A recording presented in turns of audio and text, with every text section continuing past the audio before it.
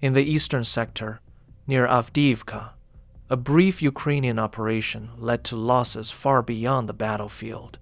In less than an hour, Russian forces lost armored vehicles. The combat capability of over 100 soldiers was neutralized, and damages were estimated at more than $60 million. Reinforcement routes collapsed, movements were paralyzed, and the command tempo shattered. The repercussions did not fade with the cessation of fire. Welcome to Border Watch Daily, your source for in-depth analysis of modern conflicts. Stay with us to uncover how this single strike inflicted millions in losses and unbalanced Russian forces. By 6:40 a.m., the area east of Avdiivka was already under constant pressure. This was not the opening of a major offensive. There were no masked columns or visible breakthrough attempts. Instead, both sides operated in an environment where tension slowly mounted and mistakes were swiftly penalized. Russian forces had assembled a reinforced brigade-sized grouping in this sector, estimated at between 2,300 and 2,600 soldiers. This deployment was spread along tree lines, industrial ruins, and open approach roads. This dispersion reduced the risk of a single strike but weakened coordination.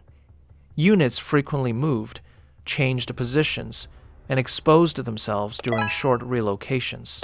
In the 12 days preceding contact, Russian formations lost over 35 armored and support vehicles without decisive engagement. Most losses occurred during resupply, rotation movements, or hasty attempts to adjust positions. Artillery activity remained intense, averaging 1,500 to 1,700 shells daily. However, the battlefield impact diminished as Ukrainian units reduced their exposure and avoided predictable patterns. Suppression effectiveness fell below 40%. Ukraine did not treat the area as terrain to be defended at all costs. Commanders allowed Russian elements to advance, pause, and reposition repeatedly.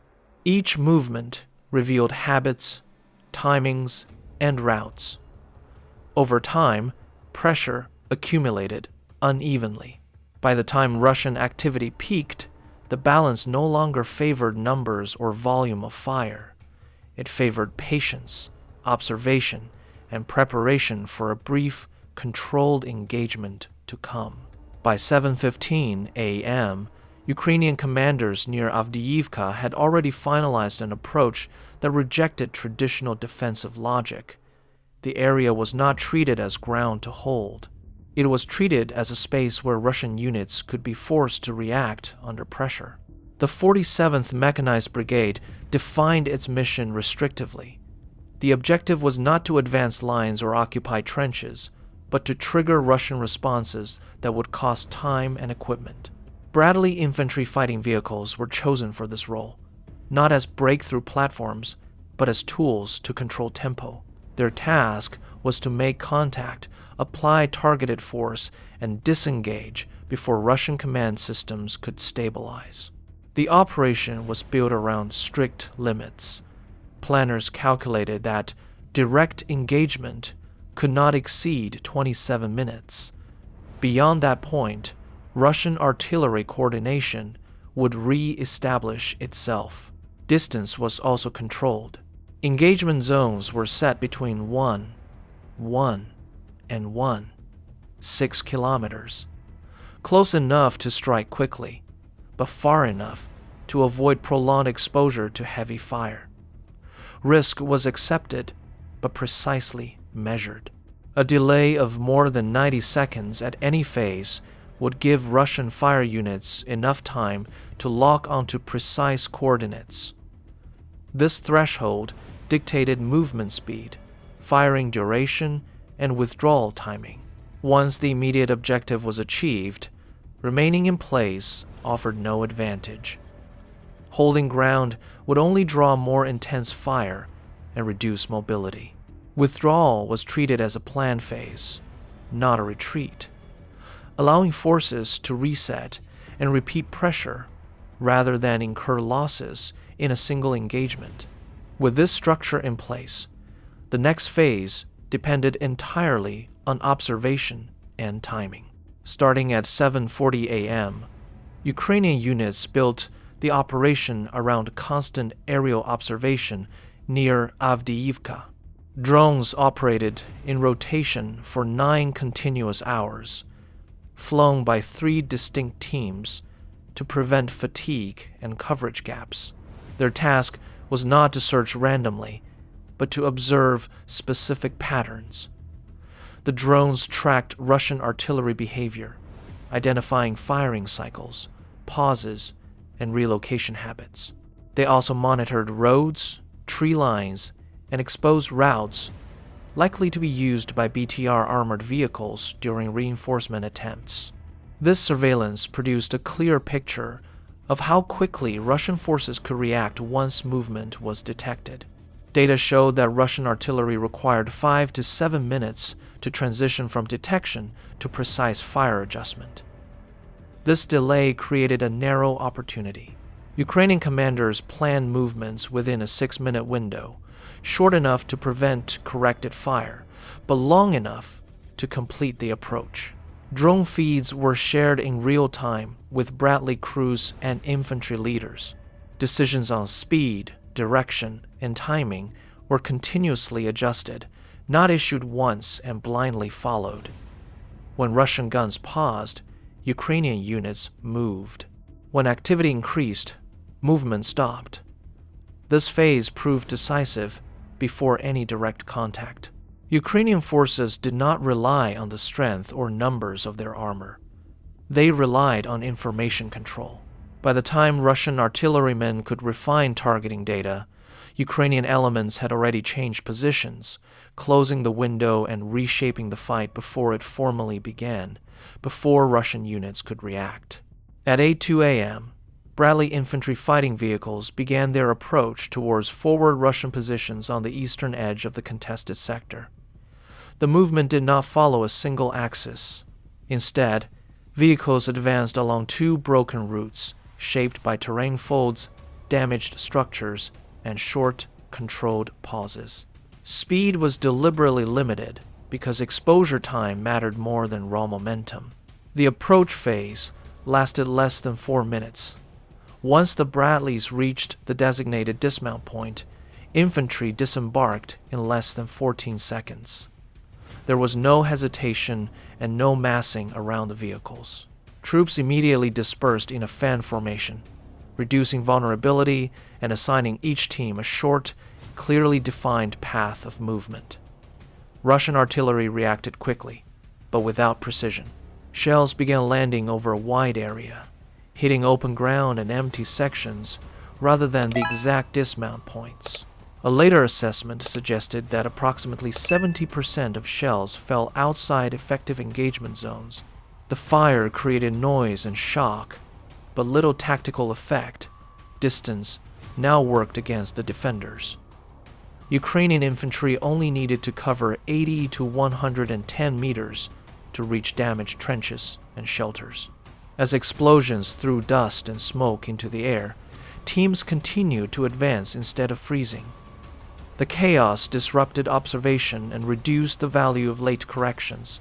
Every second gained reduced Russian options. Once infantry entered covered ground, any further artillery adjustment risked friendly fire or wasted ammunition. What appeared to be a brief dash was a calculated transition, turning a dangerous crossing into a controlled entry and eliminating the best chance to stop the action early.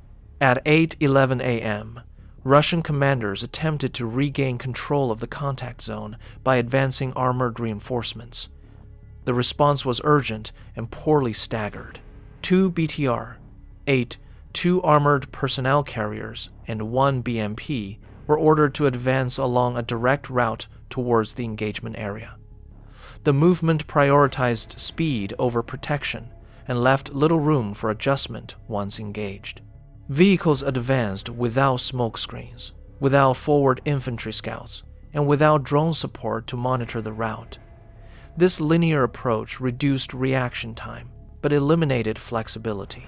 Ukrainian Bradley crews detected the movement early and shifted their focus to the advancing armor before it reached effective deployment range. The first BTR was engaged at close range and neutralized in less than 20 seconds.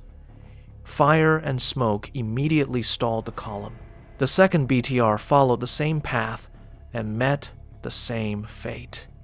It was hit before the crew could react or deploy infantry, foiling the reinforcement attempt almost instantly. A separate armored target was identified moments later. Once confirmed, a missile was launched from a Bradley position, striking the vehicle before it could reposition or utilize its armament. At least one BMP was also engaged by direct fire and destroyed during the exchange. What was meant to stabilize the situation instead accelerated its degradation. Russian infantry inside and around the disabled vehicles were forced into the open. Without armored cover, movement turned into a struggle for survival. Coordination collapsed as soldiers scattered across the exposed terrain. The decisive factor was sequence, not volume of fire. Russian armor entered the fight after Ukrainian forces had already secured observation and favorable angles. In less than 3 minutes, the reinforcement group ceased to exist as an organized element. Speed, without protection or coordination, became a vulnerability rather than an advantage. Once immediate armored threats were neutralized, Ukrainian commanders moved the operation to its most dangerous stage. Disengagement was treated as an active maneuver, not a reaction. In this sector, remaining exposed for even a few minutes too long often caused more losses than the initial engagement. The withdrawal unfolded in 3 deliberate layers. Infantry began moving first, followed by vehicles, with covering fire maintained throughout.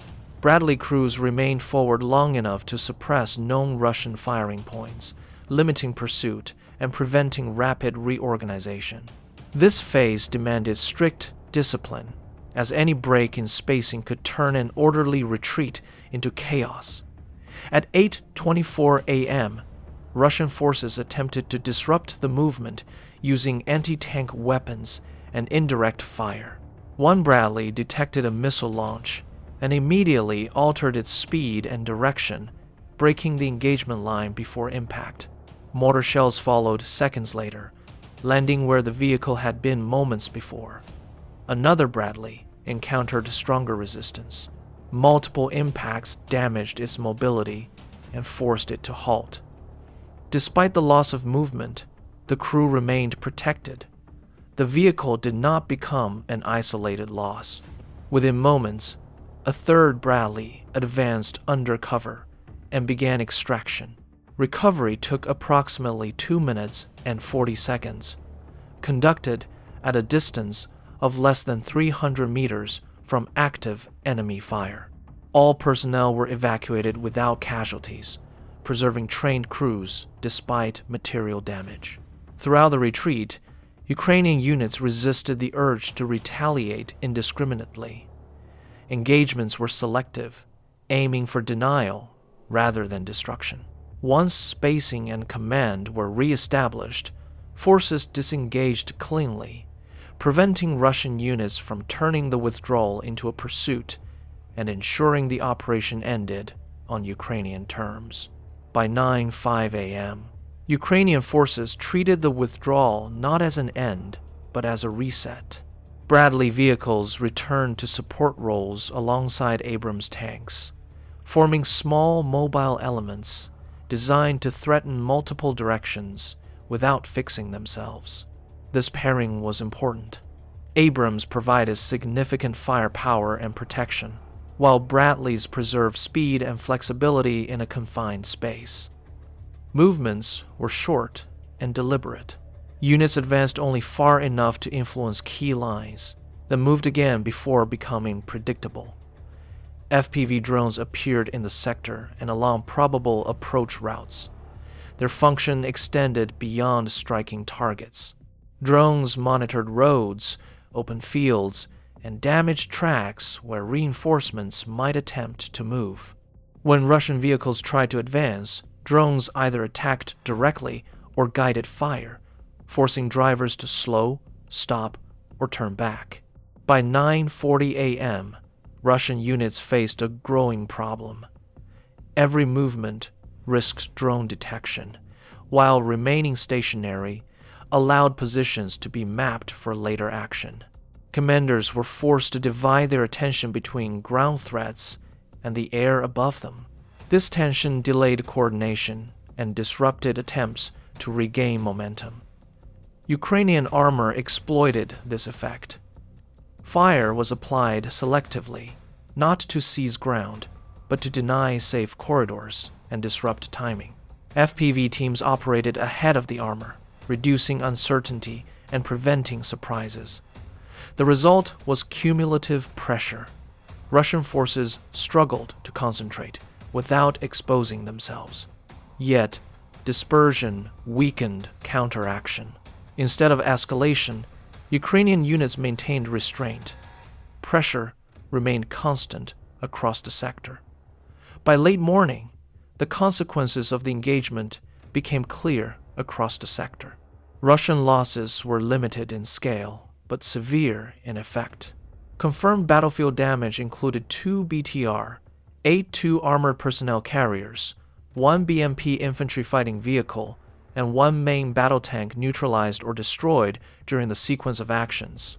Additionally, an estimated 90 to 120 Russian soldiers were rendered combat ineffective through casualties, shock, or loss of mobility. The financial impact was disproportionate.